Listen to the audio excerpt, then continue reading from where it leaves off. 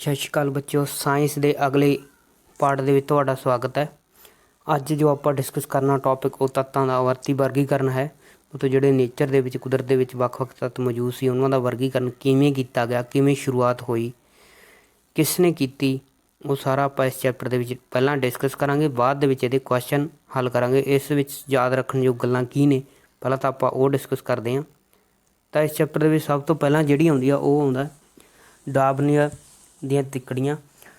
ਤਾਂ ਸਨ 1817 ਦੇ ਵਿੱਚ ਜਰਮਨ ਵਿਗਿਆਨੀ ਸੀ ਜੋਹਨ ਡਾਰਵਿਨ। ਉਹਨੇ ਸਮਾਨ ਤੱਤਾਂ ਵਾਲੇ ਗਰੁੱਪ, ਜਿਹੜੇ ਤੱਤ ਸਮਾਨ ਗੁਣਾਂ ਵਾਲੇ ਜਿਹੜੇ ਤੱਤ ਸੀ, ਉਹਨਾਂ ਨੂੰ ਵਰਗੀਕ੍ਰਿਤ ਕੀਤਾ ਸੀ, ਉਹਨਾਂ ਨੂੰ ਤਰਤੀਬ ਦੇ ਵਿੱਚ ਲਗਾਇਆ ਸੀ। ਉਹਨੇ 3-3 ਦੇ ਯੋਟੇ ਬਣਾ ਕੇ ਲਗਾਇਆ ਸੀ ਅਤੇ ਉਹਨੂੰ ਤਿੱਕੜੀ ਦਾ ਨਾਮ ਦਿੱਤਾ ਸੀ। ਕਿਵੇਂ ਲਗਾਇਆ ਸੀ?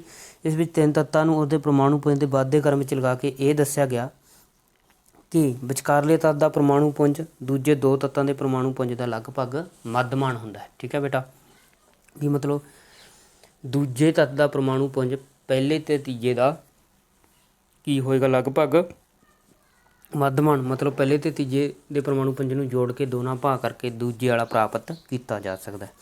ਤਿੱਕੜੀਆਂ ਜਿਹੜੀਆਂ ਸੀ ਉਹਨੇ ਬਣਾਈਆਂ 3। ਪਹਿਲੀ ਤਿੱਕੜੀ ਸੀ ਲੀਥੀਅਮ, ਸੋਡੀਅਮ ਅਤੇ ਪੋਟਾਸ਼ੀਅਮ ਦੀ।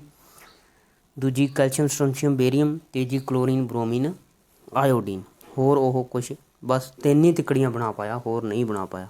ਅੱਗੇ ਅਗਲੀ ਸਾਰਨੀ ਦੇਖੋ, ਇੱਕ ਜਿਹੜੀ ਹੁਣ ਪ੍ਰਚਲਿਤ ਹੈ ਉਹ ਹੈਗੀ ਆਧੁਨਿਕ ਆਵਰਤੀ ਸਾਰਨੀ। ਉਹਦੇ ਵਿੱਚ ਸ਼ੈੱਲਾਂ ਦੀ ਗੱਲ ਆਪਾਂ ਕਰ ਲੈਂਦੇ ਹਾਂ। ਵੱਖ-ਵੱਖ ਸ਼ੈੱਲ। ਪਹਿਲਾ ਸ਼ੈੱਲ ਹੁੰਦਾ ਕੇ ਸ਼ੈੱਲ, ਇਹਦੇ ਵਿੱਚ ਵੱਧ ਤੋਂ ਵੱਧ ਇਲੈਕਟ੍ਰੋਨ 2 ਹੋ ਸਕਦੇ ਨੇ। ਦੂਜਾ ਸ਼ੈੱਲ ਐਲ ਸ਼ੈੱਲ ਹੁੰਦਾ, ਇਹਦੇ ਵਿੱਚ ਵੱਧ ਤੋਂ ਵੱਧ ਇਲੈਕਟ੍ਰੋਨ 8 ਹੋ ਸਕਦੇ ਨੇ। ਤੀਜਾ ਸ਼ੈੱਲ ਐਮ ਸ਼ੈੱਲ ਹੁੰਦਾ, ਉਹਦੇ ਵਿੱਚ ਵੱਧ ਤੋਂ ਵੱਧ ਇਲੈਕਟ੍ਰੋਨ 18 ਹੋ ਸਕਦੇ ਨੇ। ਐਵੇਂ ਅੱਗੇ ਦੀ ਅੱਗੇ ਜਾਈ ਜਾਏਗਾ। ਅੱਗੇ ਆਪਾਂ ਨੂੰ ਕਿੱਦਾਂ ਪਤਾ ਲੱਗੇਗਾ ਵੀ ਕਿਹੜੇ ਸ਼ੈੱਲ ਦੇ ਵਿੱਚ ਕਿੰਨੇ ਇਲੈਕਟ੍ਰੋਨ ਨੇ? ਤਾਂ ਉਹਦੇ ਲਈ ਸੂਤਰ ਹੈ, ਕਿਸੇ ਵੀ ਸ਼ੈੱਲ ਵਿੱਚ ਵੱਧ ਤੋਂ ਵੱਧ ਇਲੈਕਟ੍ਰੋਨ ਪਤਾ ਕਰਨ ਦਾ ਸੂਤਰ ਬਰਾਬਰ 2n ਸਕੇਅਰ, ਮਤਲਬ 2n ਦੀ ਘਾਤ 2, 2n ਦੀ 2, ਮਤਲਬ n ਦੀ ਸਕੇਅਰ ਇਕੱਲੇ ਦੀ। ਠੀਕ ਹੈ। ਇਲੈਕਟ੍ਰੋਨਿਕ ਤਰਤੀਬ ਜੇ ਅਗਰ ਆਪਾਂ ਕਿਸੇ ਨੂੰ ਦੇਣੀ ਹੋਵੇ, ਪਰਮਾਣੂ ਅੰਕ ਆਪਾਂ ਨੂੰ ਪਤਾ ਹੋਵੇ ਤਾਂ ਕਿਵੇਂ ਦਿੰਦੇ ਹਾਂ? ਜੇ ਪਰਮਾਣੂ ਅੰਕ 14 ਤਾਂ ਉਹਦੀ ਇਲੈਕਟ੍ਰੋਨਿਕ ਤਰਤੀਬ 2 8 4 ਹੋਵੇਗੀ। ਮਤਲਬ ਪਹਿਲੇ ਸ਼ੈੱਲ ਦੇ ਵਿੱਚ ਤੁਸੀਂ 2 ਇਲੈਕਟ੍ਰੋਨ ਲੈਣੇ ਆ, ਦੂਜੇ ਦੇ ਵਿੱਚ 8 ਲੈਣੇ ਆ, ਫਿਰ 8-8 ਅਸ਼ਟਕ ਦੇ ਹਿਸਾਬ ਨਾਲ ਹੀ ਲਾਉਣਾ। ਠੀਕ ਹੈ। ਮਤਲਬ ਇਹ ਨਹੀਂ ਵੀ ਤੀਜੇ ਸ਼ੈੱਲ ਲਈ ਤੁਸੀਂ 18 ਲਾਓਗੇ, 8 ਹੀ ਲਾਓਗੇ। 2 8 8 2। ਅੱਗੇ ਜੇ ਆਪਾਂ 20 ਲਈ ਕਰਨਾ, ਪਰਮਾਣੂ ਅੰਕ 20 ਲਈ ਕਰਨਾ, ਤਾਂ ਆਪਾਂ ਐਵੇਂ ਲਿਖਾਂਗੇ 2 8 8 2। ਠੀਕ ਹੈ ਬੇਟਾ। ਅੱਗੇ ਨਿਊਲੈਂਡ ਦੇ ਅਸ਼ਟਕ ਸੀਗੇ। ਨਿਊਲੈਂਡ ਨੇ ਅਸ਼ਟਕ ਦਾ ਸਿਧਾਂਤ ਦਿੱਤਾ ਸੀ 1866 ਦੇ ਵਿੱਚ। ਅੰਗਰੇਜ਼ੀ ਵਿਗਿਆਨੀ ਸੀ ਇਹ। ਇਹਨੇ ਜੌਨ ਨਿਊਲੈਂਡ ਨੇ ਉਸ ਸਮੇਂ ਖੋਜੇ ਗਏ ਜਿਹੜੇ ਤੱਤ ਸੀਗੇ ਪਰਮਾਣੂ ਪੁੰਜ ਦੇ ਵਾਧੇ ਕ੍ਰਮ ਦੇ ਵਿੱਚ ਉਹਨੇ ਲਗਾਏ ਸੀ। ਉਸਨੇ ਹਾਈਡਰੋਜਨ ਤੋਂ ਸ਼ੁਰੂ ਕਰਕੇ 56ਵੇਂ ਤੱਤ ਥੋਰੀਅਮ ਤੱਕ ਸਮਾਪਤ ਕੀਤਾ ਸੀ। ਮਤਲਬ ਉਸ ਸਮੇਂ ਕਿੰਨੇ ਤੱਤ ਮੌਜੂਦ ਸੀ ਬੇਟਾ? 56। ਅਤੇ ਇਹਦੀਆਂ ਖਾਮੀਆਂ ਵੀ ਸੀ, ਅਤੇ ਇਹਨੂੰ ਸੰਗੀਤ ਨਾਲ ਰਿਲੇਟ ਕੀਤਾ ਸੀ ਇਹਨੇ ਆਪਣੇ ਅਸ਼ਟਕ ਦੇ ਸਿਧਾਂਤ ਨੂੰ। ਇਹਦੀ ਖਾਮੀ ਕੀ ਸੀ? ਵੀ ਜਿਹੜਾ ਇਹਨੇ ਲਾਇਆ 8ਵੇਂ, ਇਹ ਕਹਿੰਦਾ ਸੀ ਵੀ 8ਵੇਂ ਤੱਤ ਬਾਅਦ ਰਿਪੀਟ ਹੋਣ ਲੱਗ ਜਾਣਗੇ, ਪਰ ਅਸ਼ਟਕ ਦਾ ਸਿਧਾਂਤ ਕੇਵਲ ਕੈਲਸ਼ੀਅਮ ਤੱਕ ਹੀ ਲਾਗੂ ਹੁੰਦਾ ਸੀ, ਕਿਉਂਕਿ ਕੈਲਸ਼ੀਅਮ ਤੋਂ ਮਗਰੋਂ ਹਰ 8ਵੇਂ ਤੱਤ ਦੇ ਗੁਣ ਪਹਿਲੇ ਤੱਤ ਨਾਲ ਨਹੀਂ ਮਿਲਦੇ ਸਨ। ਅੱਗੇ ਬੇਟਾ ਹੈ ਮੈਂਡਲੀਫ ਦੀ ਆਵਰਤੀ ਸਾਰਨੀ। ਇਹਦੇ ਵਿੱਚ ਦੇਖੋ ਜਿਹੜੀਆਂ ਇਹ ਵਾਲੇ ਨੇ ਉੱਪਰ ਤੋਂ ਨੀਚੇ ਵੱਲ ਨੂੰ ਆ ਰਹੇ ਨੇ ਐਲੀਮੈਂਟ, ਇਹ ਸਾਰੇ ਗਰੁੱਪ ਹੁੰਦੇ ਨੇ। ਠੀਕ ਹੈ। ਉੱਪਰ ਤੋਂ ਨੀਚੇ ਵੱਲ ਨੂੰ ਆਉਂਦੇ ਨੇ। ਇਹ 8 ਗਰੁੱਪ ਨੇ ਅਤੇ 6 ਇਹਦੇ ਵਿੱਚ ਪੀਰੀਅਡ ਨੇ। ਮੈਂਡਲੀਫ ਦੀ ਆਵਰਤੀ ਸਾਰਨੀ ਦੇ ਵਿੱਚ 8 ਗਰੁੱਪ ਨੇ ਅਤੇ 6 ਪੀਰੀਅਡ ਨੇ। ਜਦ ਤੱਕ ਇਹਨੇ ਕੰਮ ਸ਼ੁਰੂ ਕੀਤਾ ਸੀ ਨਾ, ਮਤਲਬ ਤੱਤਾਂ ਨੂੰ ਇੱਕ ਸੀਕੁਐਂਸ ਦੇ ਵਿੱਚ ਲਗਾਉਣ ਦਾ, ਠੀਕ ਹੈ, ਉਦੋਂ ਕਿੰਨੇ ਤੱਤ ਪ੍ਰੈਜੈਂਟ ਸੀਗੇ? 63। ਠੀਕ ਹੈ।